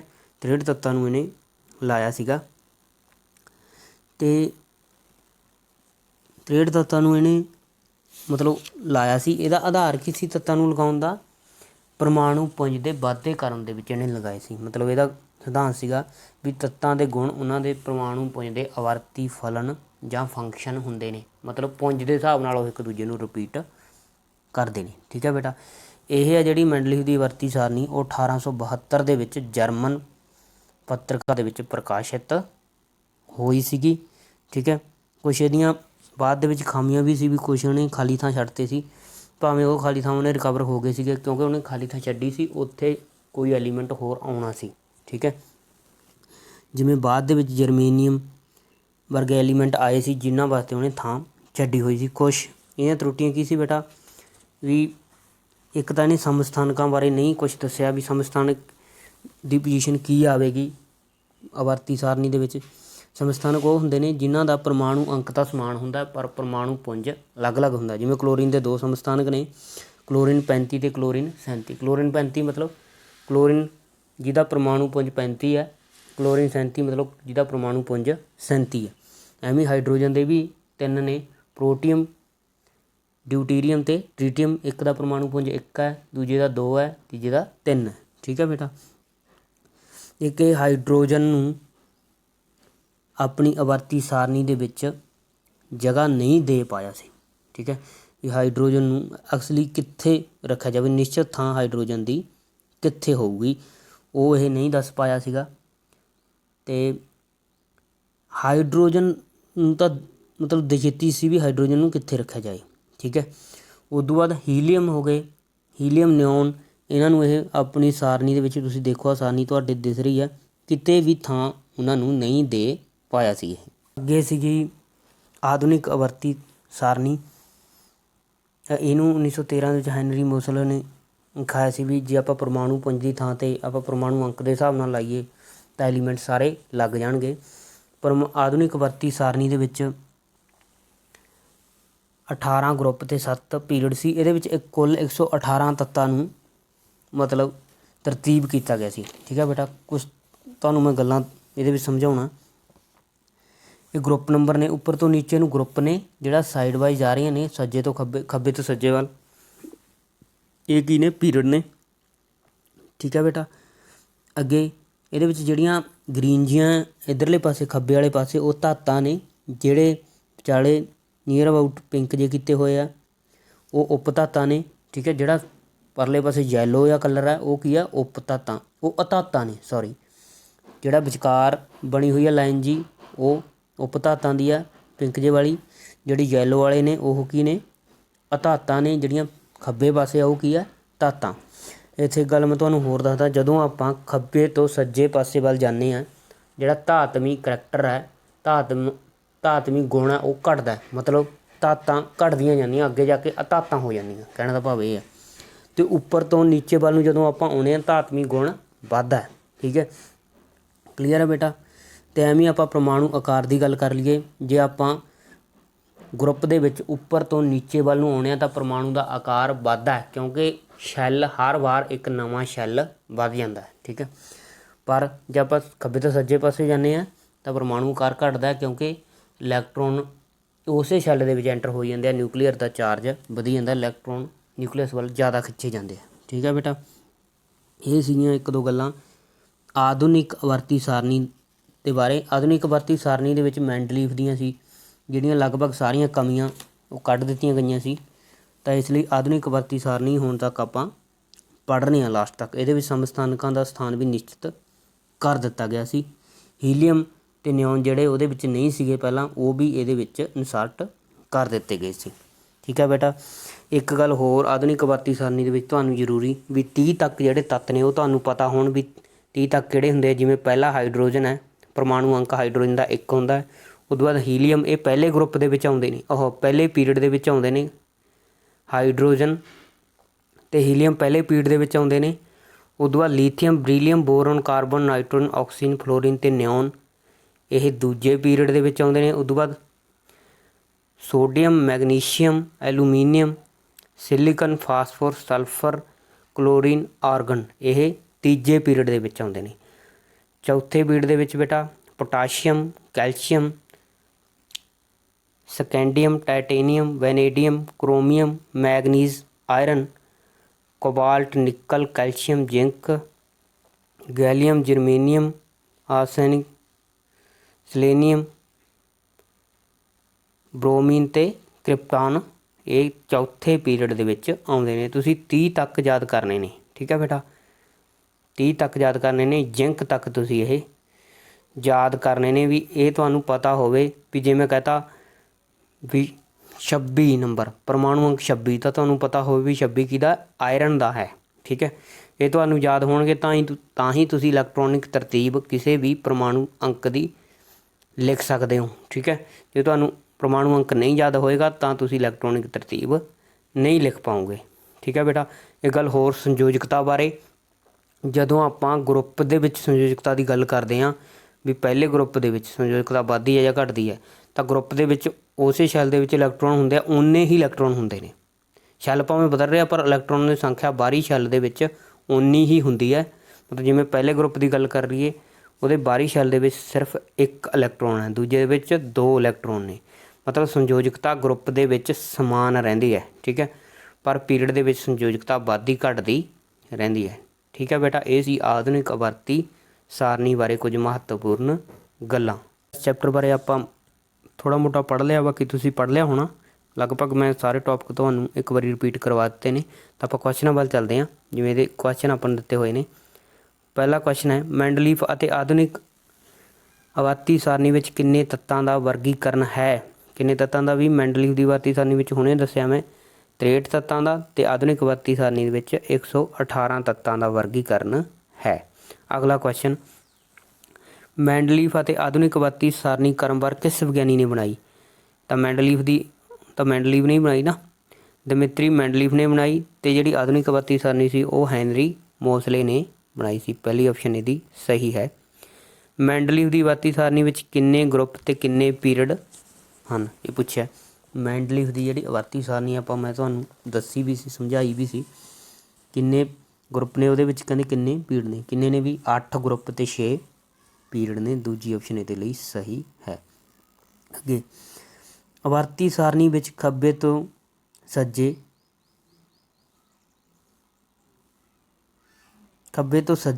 ਇਹ ਥੋੜ੍ਹਾ ਜਿਹਾ ਗਲਤ ਲਿਖਿਆ ਹੋਇਆ ਇੱਥੇ, ਬਸ ਇੱਥੇ ਤੱਕ ਹੀ ਖਤਮ ਹੋ ਜਾਂਦਾ। ਦੇਖੋ ਬੇਟਾ, ਆਹ ਨਹੀਂ ਆਉਣਾ ਸੀਗਾ, ਗਲਤ ਲਿਖ ਰੱਖਿਆ। ਤਾਂ ਆਧੁਨਿਕ ਆਵਰਤੀ ਸਾਰਣੀ ਵਿੱਚ ਖੱਬੇ ਤੋਂ ਸੱਜੇ ਜਾਣ 'ਤੇ, ਠੀਕ ਹੈ, ਧਾਤਵੀ ਗੁਣ ਕਿਵੇਂ ਬਦਲਦਾ? ਖੱਬੇ ਤੋਂ ਸੱਜੇ ਪਾਸੇ ਜਾਣ 'ਤੇ ਧਾਤਵੀ ਗੁਣ ਆ ਜਿਹੜਾ ਉਹ ਕੀ ਹੁੰਦਾ ਵੀ ਘਟਦਾ ਹੈ। ਜਦੋਂ ਆਪਾਂ ਖੱਬੇ ਤੋਂ ਸੱਜੇ, ਜਦੋਂ ਆਪਾਂ ਉੱਪਰ ਤੋਂ ਨੀਚੇ ਆਉਣਾ ਧਾਤਵੀ ਗੁਣ ਵੱਧਦਾ ਹੈ, ਖੱਬੇ ਤੋਂ ਸੱਜੇ ਘਟਦਾ ਹੈ। ਠੀਕ ਹੈ ਬੇਟਾ। ਅਗਲਾ, ਗਰੁੱਪ ਵਿੱਚ ਉੱਪਰ ਤੋਂ ਹੇਠਾਂ ਜਾਣ 'ਤੇ ਪਰਮਾਣੂ ਦੇ ਆਕਾਰ ਵਿੱਚ ਕੀ ਤਬਦੀਲੀ ਆਉਂਦੀ ਹੈ? ਕੀ ਤਬਦੀਲੀ ਆਉਂਦੀ ਹੈ? ਵਾਧਾ ਹੈ। ਜਦੋਂ ਆਪਾਂ ਉੱਪਰ ਤੋਂ ਨੀਚੇ ਵੱਲ ਆਉਂਦੇ ਹਾਂ, ਹਰੇਕ ਅਗਲਾ ਇਲੈਕਟ੍ਰੋਨ ਅਗਲੇ ਸ਼ੈੱਲ ਦੇ ਵਿੱਚ, ਮਤਲਬ ਸ਼ੈੱਲ ਹੀ ਵੱਧ ਜਾਂਦਾ। ਪਹਿਲੇ ਗਰੁੱਪ ਦੇ ਵਿੱਚ ਕੇ ਸ਼ੈੱਲ, ਦੂਜੇ ਦੇ ਵਿੱਚ L M N ਐਵੇਂ ਵੱਧਦੇ ਜਾਂਦੇ। ਸ਼ੈੱਲ ਵੱਧ ਗਿਆ ਤਾਂ ਸਾਈਜ਼ ਆਟੋਮੈਟਿਕ ਵੱਧ ਗਿਆ, ਮਤਲਬ ਪਰਮਾਣੂ ਦਾ ਆਕਾਰ ਉੱਪਰ ਤੋਂ ਹੇਠਾਂ ਜਾਣ 'ਤੇ ਵੱਧਦਾ ਹੈ। ਅਗਲਾ, ਆਧੁਨਿਕ ਆਵਰਤੀ ਸਾਰਣੀ ਵਿੱਚ 18ਵੇਂ ਤੱਤ ਗਰੁੱਪ ਦੇ ਤੱਤ ਪਛਾਣੋ। ਤੁਹਾਨੂੰ ਮੈਂ ਪਹਿਲਾਂ ਦੱਸਦਾ, ਮੈਂ ਭੁੱਲ ਗਿਆ ਸੀ ਪਹਿਲਾਂ ਵੀ ਜਿਹੜਾ 18ਵਾਂ ਤੱਤ ਹੁੰਦਾ ਉਹ ਇਨਰਟ ਗੈਸਿਸ ਦਾ ਗਰੁੱਪ ਹੁੰਦਾ। 18ਵਾਂ ਗਰੁੱਪ ਇਨਰਟ ਗੈਸਿਸ ਦਾ ਗਰੁੱਪ ਹੈ। ਅਕਿਰਿਆਸ਼ੀਲ ਗੈਸਾਂ ਹੁੰਦੀਆਂ, ਉਹ ਕਿਸੇ ਨਾਲ ਕਿਰਿਆ ਨਹੀਂ ਕਰਦੀਆਂ ਕਿਉਂਕਿ ਉਹਨਾਂ ਦਾ ਆਕਟੇਟ ਕੰਪਲੀਟ ਹੁੰਦਾ। ਉਹਨਾਂ ਦੇ ਸ਼ੈੱਲ ਆ ਜਿਹੜੇ ਉਹ ਪੂਰੇ ਇਲੈਕਟ੍ਰੋਨਾਂ ਨਾਲ ਭਰੇ ਹੁੰਦੇ ਨੇ। ਜਿਵੇਂ ਉਹਦੇ ਵਿੱਚ ਕਿਹੜੇ ਹੁੰਦੇ ਨੇ? ਹੀਲੀਅਮ, ਨਿਓਨ, ਆਰਗਨ, ਇਹ ਸਾਰੀਆਂ ਹੁੰਦੀਆਂ ਨੇ ਗੈਸਿਸ, ਇਨਰਟ ਗੈਸਿਸ ਬੋਲਦੇ ਨੇ। ਅਕਿਰਿਆਸ਼ੀਲ ਮਤਲਬ ਕਿਸੇ ਨਾਲ ਕਿਰਿਆ ਨਹੀਂ ਕਰਦੀਆਂ। ਉਦੋਂ ਪਹਿਲਾਂ ਵਾਲਾ 17ਵਾਂ ਗਰੁੱਪ ਹੁੰਦਾ ਉਹ ਹੈਲੋਜਨ ਵਾਲਾ ਗਰੁੱਪ ਹੁੰਦਾ। ਉਹ ਮੋਸਟ ਇਲੈਕਟ੍ਰੋਨੈਗੇਟਿਵ ਐਲੀਮੈਂਟ ਹੁੰਦੇ ਨੇ, ਠੀਕ ਹੈ। ਉਹਨਾਂ ਦੇ ਵਿੱਚ ਇਲੈਕਟ੍ਰੋਨ ਲੈਣ ਦੀ ਸਮਰੱਥਾ ਸਾਰੀ ਆਵਰਤੀ ਸਾਰਣੀ ਦੇ ਵਿੱਚ ਜ਼ਿਆਦਾ ਹੁੰਦੀ ਹੈ। ਠੀਕ ਹੈ ਬੇਟਾ। ਤਾਂ ਆਧੁਨਿਕ ਆਵਰਤੀ ਸਾਰਣੀ ਵਿੱਚ 18ਵੇਂ ਗਰੁੱਪ ਦੇ ਤੱਤ ਕਿਹੜੇ ਨੇ? ਹੀਲੀਅਮ ਅਤੇ ਨਿਓਨ, ਕਿਉਂਕਿ ਇਹ ਅਕਿਰਿਆਸ਼ੀਲ ਗੈਸਿਸ ਹਨ। ਠੀਕ ਹੈ ਬੇਟਾ। ਅੱਗੇ ਆ ਹੈਲੋਜਨ ਗਰੁੱਪ ਹੈ 7ਵੇਂ ਕੁਐਸਚਨ 'ਚ। ਫਲੋਰੀਨ, ਕਲੋਰੀਨ, ਬ੍ਰੋਮੀਨ ਕਿਸ ਗਰੁੱਪ ਦੇ ਤੱਤ ਹਨ? ਕਿਹੜੇ ਦੇ ਤੱਤ ਨੇ ਬਈ? ਸਭ ਤੋਂ ਇਲੈਕਟ੍ਰੋਨੈਗੇਟਿਵ ਨੇ ਇਹ, 17ਵੇਂ ਗਰੁੱਪ ਦੇ ਤੱਤ ਹਨ ਫਲੋਰੀਨ, ਕਲੋਰੀਨ ਅਤੇ ਬ੍ਰੋਮੀਨ। ਅਗਲਾ ਕੁਐਸਚਨ, ਹੇਠ ਲਿਖਿਆਂ ਵਿੱਚੋਂ ਉਪ ਧਾਤਾਂ ਚੁਣੋ। ਸਿਲੀਕਨ ਅਤੇ ਐਲੂਮੀਨੀਅਮ, ਜਰਮੇਨੀਅਮ ਅਤੇ ਕਾਰਬਨ, ਸਿਲੀਕਨ, ਜਰਮੇਨੀਅਮ, ਬੋਰੋਨ ਅਤੇ ਬਰੀਲੀਅਮ। ਹਰੇਕ ਦੇ ਵਿੱਚ ਇੱਕ ਇੱਕ ਤੱਤ ਹੈ ਜਾਂ ਇੱਕ ਧਾਤ ਆ ਜਾਂ ਅਧਾਤ ਆ। ਜਿਵੇਂ ਇਹਦੇ ਵਿੱਚ ਧਾਤ ਹੈ, ਇਹਦੇ ਵਿੱਚ ਅਧਾਤ ਹੈ, ਇਹਦੇ ਵਿੱਚ ਵੀ ਧਾਤ ਹੈ। ਆਹ ਦੋਨੇ ਉਪ ਧਾਤਾਂ ਨੇ ਸਿਲੀਕਨ ਅਤੇ ਜਰਮੇਨੀਅਮ। ਇਹ ਤੁਹਾਨੂੰ ਮੈਂ ਆਧੁਨਿਕ ਆਵਰਤੀ ਸਾਰਣੀ ਜਦੋਂ ਦੱਸਿਆ ਸੀ ਉਹਦੇ ਵਿੱਚ ਪਿੰਕ ਦੇ ਕਲਰ ਦਾ ਦੱਸਿਆ ਸੀ, ਉਹਦੇ ਵਿੱਚ ਸੀ ਇਹ ਦੋਨੇ ਸਿਲੀਕਨ ਅਤੇ ਜਰਮੇਨੀਅਮ। ਅਗਲਾ, ਉੱਪਰ ਤੋਂ ਗਰੁੱਪ ਵਿੱਚ ਉੱਪਰ ਤੋਂ ਹੇਠਾਂ ਜਾਣ 'ਤੇ ਕੀ ਨਹੀਂ ਬਦਲਦਾ? ਪਰਮਾਣੂ ਦਾ ਆਕਾਰ ਬਦਲਦਾ ਹੈ ਕਿਉਂਕਿ ਵੱਧਦਾ ਹੈ। ਧਾਤਵੀ ਗੁਣ ਵੀ ਵੱਧਦਾ ਹੈ। ਸੰਯੋਜਕਤਾ, ਪਰਮਾਣੂਈ ਸ਼ੈੱਲਾਂ ਦੀ ਸੰਖਿਆ ਵੀ ਵੱਧਦੀ ਹੈ। ਕੀ ਨਹੀਂ ਵੱਧਦਾ ਵੀ? ਕੀ ਨਹੀਂ ਚੇਂਜ ਹੁੰਦਾ? ਸੰਯੋਜਕਤਾ ਕਿਸੇ ਵੀ ਗਰੁੱਪ ਦੇ ਵਿੱਚ ਸੰਯੋਜਕਤਾ ਨਹੀਂ ਬਦਲਦੀ। ਜਿਵੇਂ ਪਹਿਲੇ ਗਰੁੱਪ ਲਈ ਸੰਯੋਜਕਤਾ 1 ਹੁੰਦੀ ਹੈ, ਦੂਜੇ ਗਰੁੱਪ ਲਈ 2 ਹੁੰਦੀ ਹੈ, ਤੀਜੇ ਲਈ 3 ਹੁੰਦੀ ਹੈ, ਐਵੇਂ। ਅੱਗੇ, ਪੀਰੀਅਡ 2 ਵਿੱਚ ਸਭ ਤੋਂ ਬਾਹਰੀ ਸ਼ੈੱਲ ਕਿਹੜਾ ਹੈ? ਦੂਜੇ ਪੀਰੀਅਡ ਦੇ ਵਿੱਚ ਕਹਿੰਦੇ ਬਾਹਰੀ ਸ਼ੈੱਲ ਕਿਹੜਾ ਹੈ? ਕਿਹੜਾ ਹੋਏਗਾ ਵੀ ਦੂਜੇ ਪੀਰੀਅਡ ਦੇ ਵਿੱਚ ਬਾਹਰੀ ਸ਼ੈੱਲ? ਪਹਿਲੇ ਲਈ K ਹੈ, ਪਹਿਲੇ ਪੀਰੀਅਡ ਲਈ ਜੇ K ਹੈ, ਦੂਜੇ ਲਈ ਕਿਹੜਾ ਹੋਏਗਾ ਫਿਰ? L ਹੋਏਗਾ ਨਾ। ਤਾਂ ਦੂਜੇ ਲਈ ਬਾਹਰੀ ਸ਼ੈੱਲ ਕਿਹੜਾ ਹੋਏਗਾ? L ਹੋਏਗਾ। ਅਗਲੀ, ਮੈਂਡਲੀਵ ਦੀ ਵਰਤੀ ਸਾਰਣੀ ਵਿੱਚ ਛੱਡੇ ਗਏ ਖਾਲੀ ਸਥਾਨ ਤੋਂ ਬਾਅਦ ਕਿਹੜਾ ਤੱਤ ਰੱਖਿਆ ਗਿਆ? ਕਿਹੜਾ ਤੱਤ ਰੱਖਿਆ ਗਿਆ? ਜਰਮੇਨੀਅਮ ਨੂੰ ਥਾਂ ਛੱਡਤੀ ਸੀ, ਬਾਅਦ ਦੇ ਵਿੱਚ ਉਹ ਰੱਖਿਆ ਗਿਆ। ਅੱਗੇ, ਮੈਂਡਲੀਵ ਦੀ ਵਰਤੀ ਸਾਰਣੀ ਦੇ ਵਰਗੀਕਰਨ ਦਾ ਆਧਾਰ ਕੀ ਹੈ? ਪਰਮਾਣੂ ਪੁੰਜ ਦਾ ਵਾਧਾ ਕਰਮ। ਉਹਨੇ ਪਰਮਾਣੂ ਪੁੰਜ ਦੇ ਵਾਧੇ ਕਰਮ ਦੇ ਵਿੱਚ ਤੱਤਾਂ ਨੂੰ ਲਗਾਇਆ ਸੀ। ਨਿਊਲੈਂਡ ਦਾ ਅਸ਼ਟਕ ਸਿਧਾਂਤ ਕਿਸ ਤੱਤ ਤੱਕ ਲਾਗੂ ਹੁੰਦਾ ਬੇਟਾ? ਕੈਲਸ਼ੀਅਮ ਤੱਕ। ਇਹ ਆਪਾਂ ਉਹ ਨਹੀਂ ਕਰਕੇ ਹਟੇ ਨਾ, ਕੈਲਸ਼ੀਅਮ ਤੱਕ ਲਾਗੂ ਹੁੰਦਾ। ਹੇਠ ਲਿਖੇ ਤੱਤਾਂ ਵਿੱਚੋਂ ਡਾਰਬਨੀਆ ਦੀ ਤਿੱਕੜੀ ਚੁਣੋ। ਕਿਹੜੀ ਹੈ? ਲੀਥੀਅਮ, ਸੋਡੀਅਮ ਤੇ ਪੋਟਾਸ਼ੀਅਮ। ਦੂਜੀ ਆਪਸ਼ਨ ਸਹੀ ਹੈ। ਅਗਲਾ, ਹੇਠ ਲਿਖਿਆਂ ਵਿੱਚੋਂ ਕਿਹੜਾ ਜੋੜਾ ਨੋਬਲ ਗੈਸਿਸ ਦਾ ਹੈ? ਨੋਬਲ ਗੈਸਿਸ ਮਤਲਬ ਨਟ ਗੈਸਿਸ, ਅਕਿਰਿਆਸ਼ੀਲ ਗੈਸਿਸ। ਕਿਹੜਾ ਵੀ? ਹੀਲੀਅਮ ਤੇ ਆਰਗਨ। ਇਹ ਨੋਬਲ ਗੈਸਿਸ ਦਾ ਗਰੁੱਪ ਹੈ, ਇਹ ਨੋਬਲ ਗੈਸਿਸ ਦਾ ਜੋੜਾ ਹੈ। ਹੇਠਾਂ ਦਰਜ ਤੱਤਾਂ ਵਿੱਚੋਂ ਕਿਸ ਤੱਤ ਦਾ ਬਾਹਰੀ ਸ਼ੈੱਲ ਪੂਰਾ? ਕਿਹਨਾਂ ਦਾ ਬਾਹਰੀ ਸ਼ੈੱਲ ਪੂਰਾ ਹੁੰਦਾ ਵੀ? ਅਕਿਰਿਆਸ਼ੀਲ ਗੈਸਾਂ ਦਾ ਜਾਂ ਨੋਬਲ ਗੈਸਿਸ ਦਾ। ਨੋਬਲ ਗੈਸਿਸ ਕਿਹੜੀ ਹੈ ਇੱਥੇ? Neon, Ne। ਅਗਲਾ, ਗਰੁੱਪ 1, ਗਰੁੱਪ 2, ਗਰੁੱਪ 3 ਦੀ ਸੰਯੋਜਕਤਾ ਕ੍ਰਮਵਾਰ ਕਿੰਨੀ ਹੋਵੇਗੀ? ਗਰੁੱਪ 1 ਦੀ ਸੰਯੋਜਕਤਾ 1 ਹੋਏਗੀ, ਗਰੁੱਪ 2 ਦੀ ਸੰਯੋਜਕਤਾ 2 ਹੋਏਗੀ, ਗਰੁੱਪ 3 ਦੀ ਸੰਯੋਜਕਤਾ 3 ਹੋਏਗੀ। ਤਾਂ ਕਿਹੜੀ ਆਪਸ਼ਨ ਹੈ ਇਹਦੇ ਲਈ? ਦੂਜੀ ਆਪਸ਼ਨ। ਐਵੇਂ 18ਵਾਂ ਜਿਹੜਾ ਲਾਸਟ ਵਾਲਾ ਆਪਣੇ ਕੋਲ ਗਰੁੱਪ ਹੈ ਉਹਦੀ ਸੰਯੋਜਕਤਾ 0 ਹੁੰਦੀ ਹੈ, ਕਿਉਂਕਿ ਉਹ ਨੋਬਲ ਗੈਸਿਸ ਦਾ ਗਰੁੱਪ ਆ, ਕਿਸੇ ਨਾਲ ਰਿਐਕਟ ਨਹੀਂ ਕਰਦਾ। ਅਤੇ ਉੱਧਰੋਂ ਬਾਅਦ 17 ਹੁੰਦਾ, ਉਹਦੀ ਸੰਯੋਜਕਤਾ 1 ਹੁੰਦੀ ਹੈ, 16ਵੇਂ ਦੀ ਸੰਯੋਜਕਤਾ 2 ਹੁੰਦੀ ਹੈ, ਐਵੇਂ 15ਵੇਂ ਦੀ ਸੰਯੋਜਕਤਾ 3 ਹੁੰਦੀ ਹੈ। ਅਗਲਾ, 18ਵਾਂ, ਹੇਠ ਲਿਖੇ ਤੱਤਾਂ ਵਿੱਚੋਂ ਕਿਹੜੇ ਤੱਤ ਅਧਾਤਾਂ ਹਨ? ਇਹ ਵੀ ਤਾਂ ਆਪਾਂ ਦੇਖੀਆਂ ਸੱਜੇ ਪਾਸੇ, ਆਵਰਤੀ ਸਾਰਣੀ ਦੇ ਸੱਜੇ ਪਾਸੇ ਕੀ ਹੁੰਦੀਆਂ? ਅਧਾਤਾਂ। ਤਾਂ ਕਿਹੜੀਆਂ ਨੇ ਵੀ ਇੱਥੇ ਅਧਾਤਾਂ? ਦੇਖੋ, ਕਲੋਰੀਨ, ਬਰੀਲੀਅਮ, ਆਇਓਡੀਨ ਤੇ ਕਾਰਬਨ, ਬ੍ਰੋਮੀਨ, ਸੋਡੀਅਮ, ਫਲੋਰੀਨ ਤੇ ਕਲੋਰੀਨ। ਕਿਹੜੀਆਂ ਨੇ ਵੀ ਅਧਾਤਾਂ? ਫਲੋਰੀਨ ਤੇ ਕਲੋਰੀਨ ਦੋਵੇਂ ਅਧਾਤਾਂ ਨੇ, ਬਾਕੀਆਂ ਦੇ ਵਿੱਚ ਕੋਈ ਇੱਕ ਧਾਤ ਪਾਰਖੀ ਹੈ ਜਾਂ ਉਪ ਧਾਤ ਪਾਰਖੀ ਹੈ। ਫਲੋਰੀਨ ਤੇ ਕਲੋਰੀਨ ਦੋਨੇ ਅਧਾਤਾਂ ਨੇ। ਸਲਫਰ ਦੀ ਇਲੈਕਟ੍ਰੋਨਿਕ ਤਰਤੀਬ ਕੀ ਹੋਵੇਗੀ? ਇਹ ਮੈਂ ਤੁਹਾਨੂੰ ਕੱਢਣੀ ਸਿਖਾਈ ਸੀ। ਸਲਫਰ ਦਾ ਜਿਹੜਾ ਪਰਮਾਣੂ ਅੰਕ ਹੁੰਦਾ 16, ਤਾਂ ਕਿਵੇਂ ਲਿਖਾਂਗੇ? 2, 8, 10 ਹੋ ਗਿਆ ਅਤੇ 6, 16। ਕਿਹੜੀ ਆ ਵੀ? ਦੂਜੀ ਆਪਸ਼ਨ ਇਹਦੇ ਲਈ ਸਹੀ ਆਏਗੀ। ਹੇਠ ਲਿਖੇ ਤੱਤਾਂ ਵਿੱਚੋਂ ਕਿਸ ਤੱਤ ਦਾ ਪਰਮਾਣੂ ਆਕਾਰ ਸਭ ਤੋਂ ਵੱਡਾ ਹੈ? ਉੱਪਰ ਤੋਂ ਨੀਚੇ ਵੱਲ ਪਰਮਾਣੂ ਆਕਾਰ ਵੱਧਦਾ ਹੈ, ਤਾਂ ਸਭ ਤੋਂ ਪਰਮਾਣੂ ਆਕਾਰ ਵੱਡਾ ਕਿਹਦਾ ਹੋਏਗਾ? ਪੋਟਾਸ਼ੀਅਮ। ਇਹ ਪਹਿਲੇ ਗਰੁੱਪ ਦੇ ਨੇ, ਸਭ ਤੋਂ ਥੱਲੇ ਪੋਟਾਸ਼ੀਅਮ ਆਉਂਦਾ, ਤਾਂ ਇਹਦਾ ਆਕਾਰ ਸਭ ਤੋਂ ਵੱਡਾ ਹੈ। ਮੈਂਡਲੀਵ ਦੀ ਆਵਰਤੀ ਸਾਰਣੀ ਵਿੱਚ ਕਿਹੜੇ ਤੱਤ ਮੌਜੂਦ ਨਹੀਂ ਸਨ? ਇਹ ਤੁਹਾਨੂੰ ਦੱਸਿਆ ਸੀ ਕਿਹੜੇ ਨਹੀਂ ਮੌਜੂਦ ਸੀ ਬੇਟਾ? ਹੀਲੀਅਮ ਤੇ ਨਿਓਨ। ਆਧੁਨਿਕ ਆਵਰਤੀ ਸਾਰਣੀ ਵਿੱਚ ਵਰਗੀਕਰਨ ਦਾ ਆਧਾਰ ਕੀ ਹੈ? ਪਰਮਾਣੂ ਅੰਕ ਦਾ ਵਾਧਾ ਕਰਮ। ਆਧੁਨਿਕ ਆਵਰਤੀ ਸਾਰਣੀ ਵਿੱਚ ਪਰਮਾਣੂ ਅੰਕ ਦਾ ਵਾਧਾ ਕਰਮ ਹੈ। ਜਿਹੜੀ ਮੈਂਡਲੀਵ ਦੀ ਸੀ ਉਹਦੇ ਵਿੱਚ ਪਰਮਾਣੂ ਪੁੰਜ ਦਾ ਵਾਧਾ ਕਰਮ ਆਧਾਰ ਲਿਆ ਗਿਆ ਸੀ। ਗਰੁੱਪ 17 ਅਤੇ ਗਰੁੱਪ 18 ਦੇ ਕ੍ਰਮਵਾਰ ਤੱਤ ਕਿਹੜੇ ਨੇ? ਗਰੁੱਪ 17 ਦੇ ਵਿੱਚ ਹੈਲੋਜਨ ਆਉਂਦੇ ਨੇ, ਮੋਸਟ ਇਲੈਕਟ੍ਰੋਨੈਗੇਟਿਵ ਐਲੀਮੈਂਟ, ਅਤੇ ਗਰੁੱਪ 18 ਦੇ ਵਿੱਚ ਅਕਿਰਿਆਸ਼ੀਲ ਗੈਸਾਂ, ਨੋਬਲ ਗੈਸਿਸ ਆਉਂਦੀਆਂ ਨੇ। ਦੇਖੋ ਬੇਟਾ, ਤਾਂ ਕਿਹੜੇ ਨੇ? ਗਰੁੱਪ 17 ਦਾ ਇੱਥੇ ਐਲੀਮੈਂਟ ਹੈਗਾ ਕਲੋਰੀਨ ਅਤੇ ਗਰੁੱਪ 18 ਦਾ ਆਰਗਨ। ਠੀਕ ਹੈ ਬੇਟਾ, ਦੂਜੀ ਆਪਸ਼ਨ ਇਹਦੇ ਲਈ ਸਹੀ ਆਏਗੀ। ਇਹਨਾਂ ਵਿੱਚੋਂ ਕਿਸ ਤੱਤ ਦਾ ਧਾਤਵੀ ਗੁਣ ਸਭ ਤੋਂ ਵੱਧ ਹੈ? ਉੱਪਰ ਤੋਂ ਨੀਚੇ ਵੱਲ ਜਦੋਂ ਆਪਾਂ ਆਉਂਦੇ ਹਾਂ ਤਾਂ ਧਾਤਵੀ ਗੁਣ ਵੱਧਦਾ ਜਾਂਦਾ ਹੈ, ਤਾਂ ਇਸ ਕਰਕੇ ਪੋਟਾਸ਼ੀਅਮ ਹੈ ਜਿਹੜਾ ਉਹਦਾ ਧਾਤਵੀ ਗੁਣ ਆ ਜਿਹੜਾ ਉਹ ਸਭ ਤੋਂ ਵੱਧ ਹੈ। ਅਗਲਾ ਕੁਐਸਚਨ ਦੇਖੋ ਬੇਟਾ, ਮੈਂਡਲੀਵ ਦੀ ਆਵਰਤੀ ਸਾਰਣੀ ਕਦੋਂ ਅਤੇ ਕਿੱਥੇ ਪ੍ਰਕਾਸ਼ਿਤ ਹੋਈ? ਦੱਸਿਆ ਸੀ ਤੁਹਾਨੂੰ ਮੈਂਡਲੀਵ ਦੀ 1872 ਦੇ ਵਿੱਚ ਜਰਮਨ ਦੇ ਵਿੱਚ ਇਹ ਪ੍ਰਕਾਸ਼ਿਤ ਹੋਈ। ਅੱਗੇ, ਕਿਸ ਤੱਤ ਦੇ ਬਾਹਰੀ ਸ਼ੈੱਲ ਵਿੱਚ ਇੱਕ ਇਲੈਕਟ੍ਰੋਨ ਹੈ? ਕਿਸ ਦੇ ਵਿੱਚ ਹੋਊਗਾ? ਜਿਹੜਾ ਪਹਿਲੇ ਗਰੁੱਪ ਦੇ ਵਿੱਚ ਹੋਊਗਾ ਉਹਦੇ ਵਿੱਚ ਇਲੈਕਟ੍ਰੋਨ ਹੋਊਗਾ ਬਾਹਰੀ ਸ਼ੈੱਲ 'ਚ। ਕਿਹੜਾ ਪਹਿਲੇ ਗਰੁੱਪ ਵਾਲਾ? ਸੋਡੀਅਮ। ਸੋਡੀਅਮ ਅਤੇ ਬਾਹਰੀ ਸ਼ੈੱਲ ਵਿੱਚ ਇੱਕ ਇਲੈਕਟ੍ਰੋਨ ਹੈ। ਜਿਵੇਂ ਮੈਂ ਤੁਹਾਨੂੰ ਕਰਕੇ ਵੀ ਦਿਖਾ ਦੇਣਾ, ਇਲੈਕਟ੍ਰੋਨਿਕ ਤਰਤੀਬ ਤੋਂ ਪਤਾ ਲੱਗ ਜਾਏਗਾ। ਸੋਡੀਅਮ ਦਾ ਪਰਮਾਣੂ ਅੰਕ 11 ਹੁੰਦਾ, ਇਲੈਕਟ੍ਰੋਨਿਕ ਤਰਤੀਬ ਲਿਖੋ 2 8 10 ਤੇ 1। ਬਾਹਰੀ ਸ਼ੈੱਲ ਵਿੱਚ ਕਿੰਨੇ ਇਲੈਕਟ੍ਰੋਨ ਨੇ ਬੇਟਾ? 1 ਇਲੈਕਟ੍ਰੋਨ ਹੈ। ਐਵੇਂ ਤੁਸੀਂ ਸਾਰਿਆਂ ਦਾ ਲਿਖ ਸਕਦੇ ਹੋ। ਅੱਗੇ ਹੇਠ ਲਿਖੇ ਤੱਤਾਂ ਵਿੱਚ ਅਕਿਰਿਆਸ਼ੀਲ ਤੱਤ ਕਿਹੜਾ ਹੈ? ਕਿਹੜਾ ਹੋਊਗਾ? ਜਿਹੜਾ ਨੋਬਲ ਗੈਸਾਂ ਦੇ ਗਰੁੱਪ 'ਚ ਆਊਗਾ 18ਵੀਂ 'ਚ। ਕਿਹੜਾ ਵੀ? ਨਿਓਨ ਅਕਿਰਿਆਸ਼ੀਲ ਤੱਤ ਹੈ। ਕਿਸ ਤੱਤ ਦੀ ਇਲੈਕਟ੍ਰੋਨੈਗੇਟਿਵਿਟੀ ਵੱਧ ਹੈ? ਕਿਸ ਤੱਤ ਦੀ ਇਲੈਕਟ੍ਰੋਨੈਗੇਟਿਵਿਟੀ ਵੱਧ ਹੈ ਬੇਟਾ? ਫਲੋਰੀਨ ਦੀ। ਜਿਹੜਾ 17ਵਾਂ ਗਰੁੱਪ ਆ ਉਹ ਮੋਸਟ ਇਲੈਕਟ੍ਰੋਨੈਗੇਟਿਵ ਗਰੁੱਪ ਹੈ ਅਤੇ ਉਹਦੇ ਵਿੱਚ ਵੀ ਜਿਹੜਾ ਟੌਪ 'ਤੇ ਆਉਂਦਾ ਐਲੀਮੈਂਟ ਫਲੋਰੀਨ, ਉਹਦੀ ਸਭ ਤੋਂ ਜ਼ਿਆਦਾ ਇਲੈਕਟ੍ਰੋਨੈਗੇਟਿਵਿਟੀ ਹੈ। ਬਿਜਲੀ ਰੇਣ ਮਤਲਬ ਇਲੈਕਟ੍ਰੋਨਾਂ ਨੂੰ ਖਿੱਚਣ ਦੀ ਸਮਰੱਥਾ। ਅਗਲਾ ਕੁਐਸਚਨ, ਹੇਠ ਲਿਖੇ ਵਿਕਲਪਾਂ ਅਨੁਸਾਰ ਕਿਹੜਾ ਵਿਕਲਪ ਮੈਂਡਲੀਵ ਦੀ ਵਰਤੀ ਸਾਰਣੀ ਦੀ ਸੀਮਾ ਨਹੀਂ ਹੈ? ਕੀ ਸੀਮਾ ਨਹੀਂ ਹੈ ਵੀ? ਹਾਈਡਰੋਜਨ ਦੀ ਸਥਿਤੀ ਵੀ ਉਹਦੀ ਸੀਮਾ ਸੀ, ਸਮਸਥਾਨਕ ਦੀ ਸਥਿਤੀ ਵੀ ਸੀਮਾ ਸੀ, ਨੋਬਲ ਗੈਸਾਂ ਦੀ ਖੋਜ ਨਹੀਂ ਕਰ ਪਾਇਆ ਸੀ ਉਹ ਵੀ ਉਹਦੀ ਸੀਮਾ ਸੀ।